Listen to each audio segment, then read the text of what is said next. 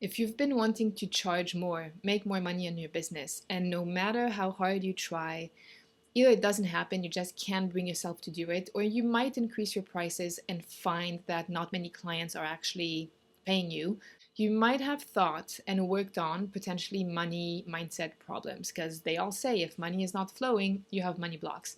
I'm here to tell you that it's probably not money blocks and it's probably imposter syndrome because there's so many ways, and I'll cover three specific ones, how imposter syndrome can interfere with your finances and your ability to raise your rates and attract clients because subconscious blocks are going to repel them without you even knowing. So the three main points I'm going to cover today are: you don't have a money problem, you have a fear of not getting your clients' results problem. Number one. Number two, it's pure imposter syndrome at its core, where you believe that there's so many people out there who are more qualified, more of an expert, and you don't feel that you can legitimately charge as much as them. And number three, which is way more subtle and is insidious because we usually aren't aware of it, where charging more would mean either betraying your roots or becoming a person that you don't want to become, or that is not safe to become, or that your family would reject. So let's start with the first one. And it's fascinating because a long time ago, I had a client who came because she couldn't increase her prices. She just couldn't do it, or if she did, it didn't work. So I hypnotized her. I did rapid transformational therapy and asked her subconscious mind to bring us back to the root cause of why it wasn't safe or okay to increase her prices. And what came out of it was very fascinating and caught both of us by surprise. And then I actually saw that pattern over and over again. And her mind brought us back to an event in childhood where her mom was deeply depressed and her dad was a highly functioning alcoholic who had anger outbursts when he came back from home, but you never knew when. It was very unpredictable.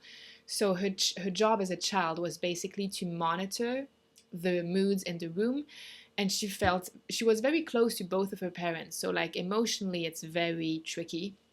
And she wanted to save her mom because she was devastated at seeing her mom so unhappy. So she tried to do all of the things, that a 7-year-old can do. You have a perfect room and you try to have good grades or good behavior cards at school, and you're trying to help your parents and always be nice and convenient. And no matter how hard she tried, which was heartbreaking, the anger outburst still happened and her mom still was kind of depressed. And the message that her brain internalized at that moment is, no matter how hard I try, no matter how much people tell me I'm smart, and no matter how good my grades are in school, I still can't make my parents happy. And of course, as adults, we know that that's not true. And a kid is not, or anyone is not responsible for anyone's feelings. You need to do therapy or get help, to feel better.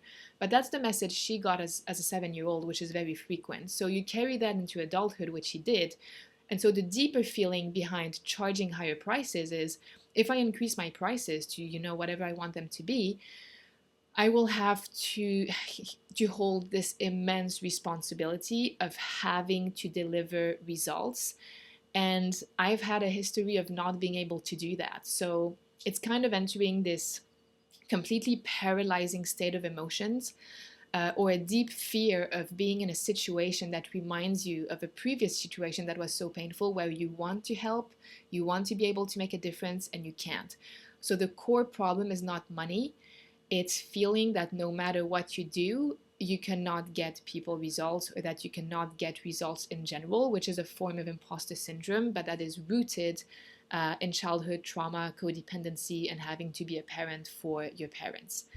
Now, once she understood that, it made so much sense. It was like a light bulb went off in her mind. And once we talked about, the notion of there's only that much you can do for a client, and as long as you're very clear on what they can and cannot expect and what is included in your package, then adults can take adults decisions to invest in your service or your package or not. And that was a weight lifted off her shoulders. She increased her prices.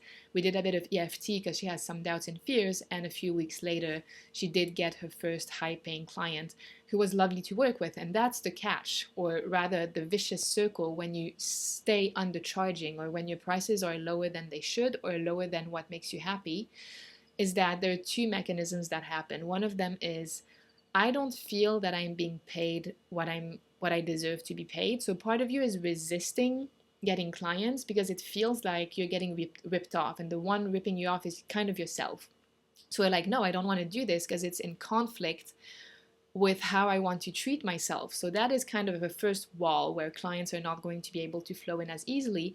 And the second paradoxical and kind of like sad thing is that usually, not always, but usually, people who pay less are more difficult to work with. So it's kind of the crowd who expects everything, the kind of people who book an Airbnb but expect 5-star hotel services at Airbnb prices, right? So they demand, they don't really get involved, they're very quick to criticize, etc., etc. So in our mind, we think, well, if I'm having this much trouble with a client at this price point, if I rise my prices, it's just going to be even more trouble, right? It's going to be even more responsibility, even more expectations. And the thing is that that's actually not true. 99% of the cases, higher paying clients are so much easier to work with because now they have skin in the game.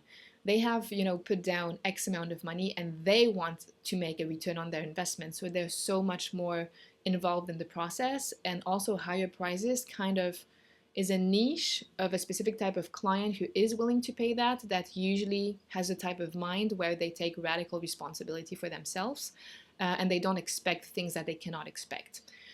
A second aspect now, and that is pure imposter syndrome, is who am I to charge amount X when there are so many people out there, experts, who have been in the game longer, who are more certified, who have a longer, track record or better reputation, who have this thing and that thing that I don't have.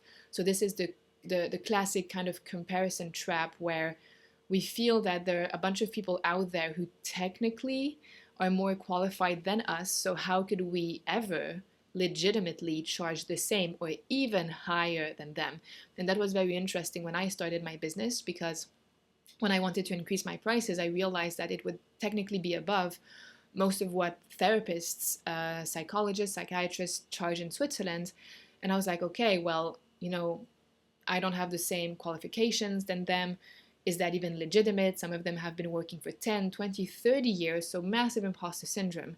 And then I just came back to basics. I used to be in finance, so it's all about return on investment. If I can give more of what someone wants, and if I'm 2 steps ahead of them, that's really all you need. So let's say that you're in the dog whisperer business, right? You help people train their dogs so they don't bite elderly citizens when you go on a walk, and then they don't run after bicycles and cause havoc on the street.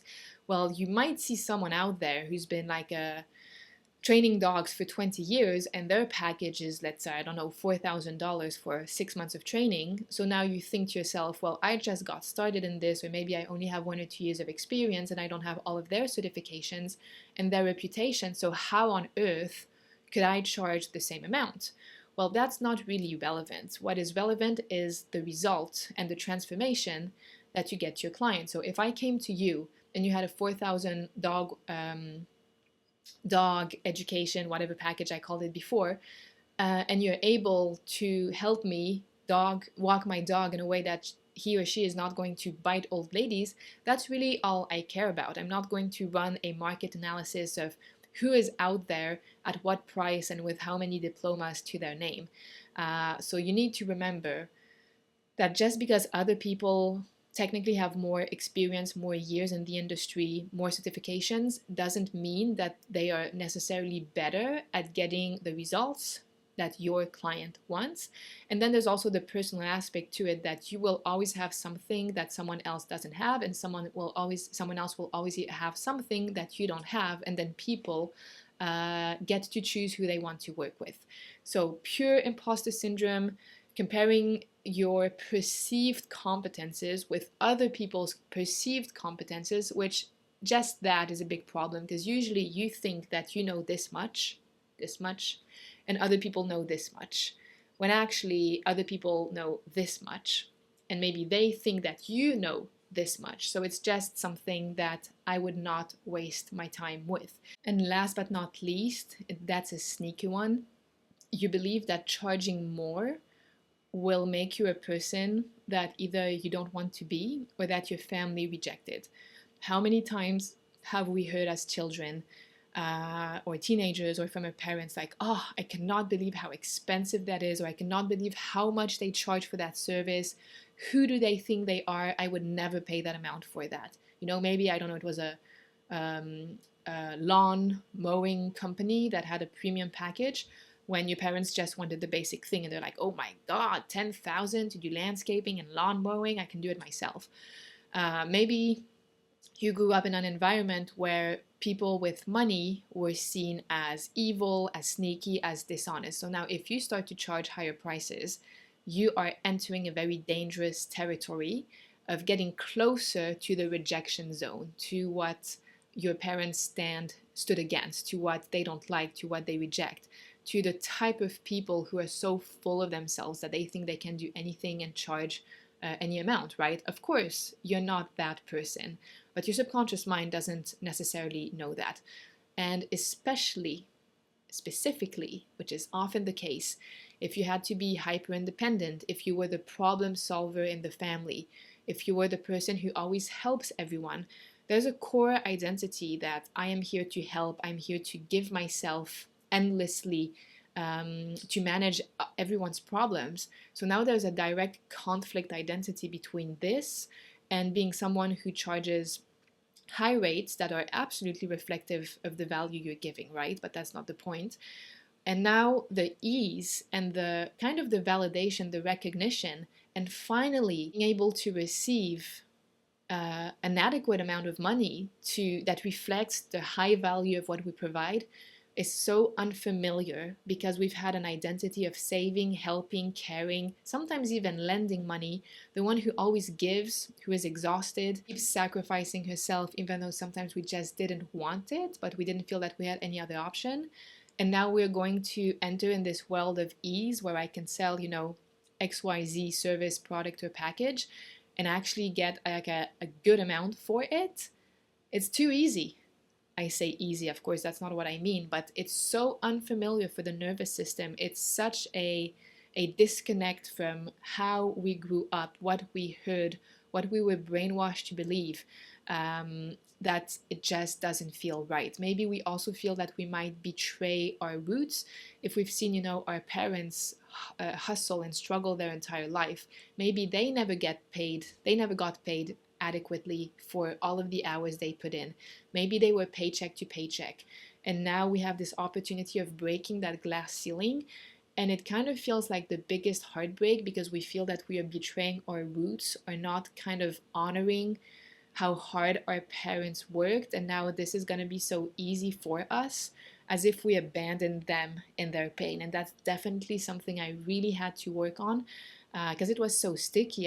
I felt so guilty about being able to have ease in my professional life and career around money when there was so much suffering, scarcity, and money problems growing up. So to summarize, if you feel that increasing your prices, charging more, just hasn't happened or been successful, maybe you've been working on a money mindset issue, which makes complete sense. But if that really hasn't shifted things, you need to go one layer deeper and kind of become aware of how imposter syndrome can completely interfere with the process. You feel either imposter syndrome because you have this deep feeling of not being able to fix something, get a specific result, and no matter how hard you try, no matter how smart you are, it's not going to work, number one. Number two, just plain comparing yourself to all of the other people in the field who seem to be more of an expert than you, which they're not. And number three, kind of this imposter syndrome or feeling like a fraud or not legitimate towards a set of values or patterns growing up, or towards your family, or feeling like you would break up with or abandon people in your family if you now, shift gears to more ease and more money ease specifically. So I hope that this video was helpful. My name is Ines. I'm also known as the Imposter Syndrome Terminator because imposter syndrome doesn't stand a chance when it finds me. If you need support with imposter syndrome, if you feel that it's been interfering either with your career, going for that promotion and climbing up the ladder, or if it's been kind of keeping you stuck in the business and you feel that you're hitting this income ceiling or glass ceiling in general, where you're not expanding as much as you would like, you can reach out to me. There's going to be a link somewhere in the description, and I would love to support you and help you conquer imposter syndrome in 3 months or less. Thank you so much for listening, and I'll see you in the next one.